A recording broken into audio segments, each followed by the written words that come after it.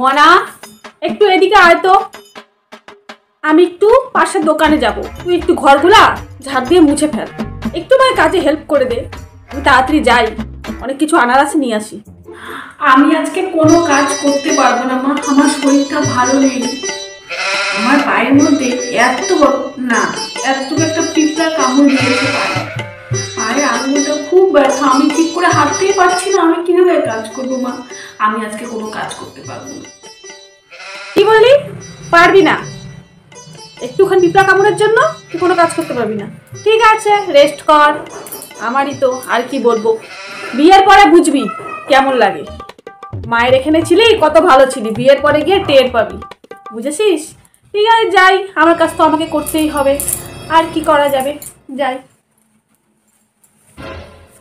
পায়ে একটু পিঁপড়া কামড় দেওয়ার অজুহাতে আমার আজকে কোনো কাজ করতে হচ্ছে না। আমি আজকে মোবাইল ঘাঁটবো, টিভি দেখবো, মোবাইল ঘাঁটবো, টিভি দেখবো, খাবো, ঘুমাবো, এগুলোই করবো। যাই টিভি দেখবো।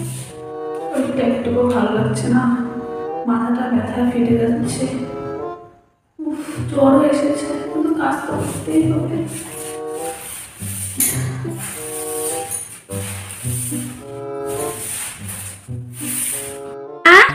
ঘর ঝাড় দিতে যদি এত সময় লাগাও, ঘরটা মুছবে কখন?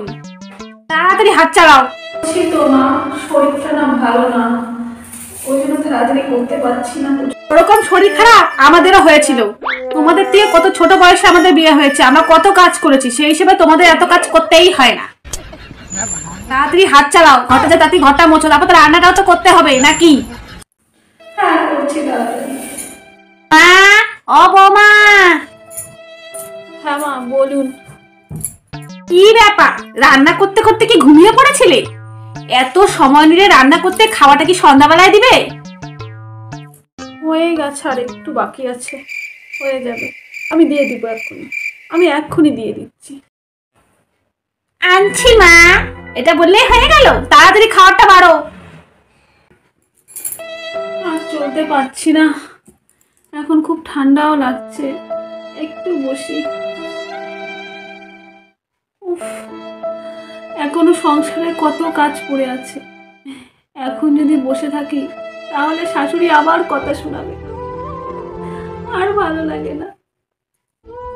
শরীরটা এত খারাপ, তাও এত কাজ সংসারে করতে হচ্ছে, আর ভালো লাগে না। মার ঘরে তখন একটু হাঁচি হলে, একটু কাশি হলে সারাদিন আরাম করতাম, কোনো কাজ করতে হতো না।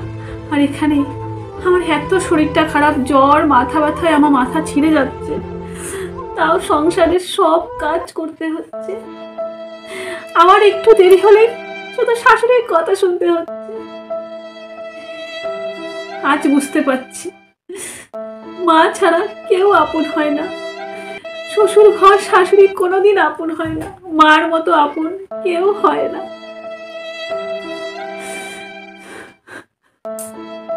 তো আজকে সেই তোমার কথা খুব মনে পড়ছে, তোমাকে তুমি কত কাজ করতে, তোমারও এরকম কষ্ট হয়। আজ আমি বুঝতে পারছি যে তোমারও এত কষ্ট হয়।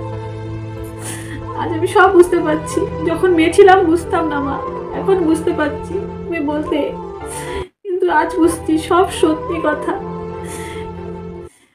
তুমিও কত কষ্ট করেছো, আজ আমি বউ হয়ে সব বুঝতে পারছি। মা, তোমার মতো আপন কেউ হয় না মা, তোমার মতো আপন কেউ হয় না। আর বসে থেকে সময় নষ্ট করবো না, যাই বাকি কাজগুলো করে ফেলি।